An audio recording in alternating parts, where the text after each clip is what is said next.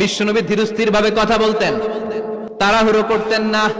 সাহাবারা বলতেন বিশ্বনবী যখন কথা বলতেন প্রতিটা শব্দ আলাদা করা যেত, প্রতিটা অক্ষর আলাদা করা যেত। আল্লাহু আকবার।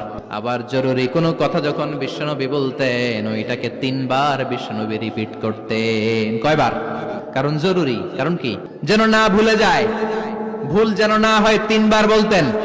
বিশ্বনবী একবার তাকওয়া নিয়ে ওয়াজ করতেছিলেন আর বলছিলেন তাকওয়া হা হুনা হা হুনা হা হুনা, তাকওয়া এইখানে এইখানে এইখানে। কয়বার বললেন? কারণ তাকওয়ার ওয়াজ কি কম গুরুত্বপূর্ণ নাকি বেশি গুরুত্বপূর্ণ?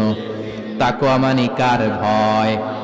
যাদের হৃদয়ে আছে আল্লাহর ভয় তারা কভু পথ ভুলে যায় না।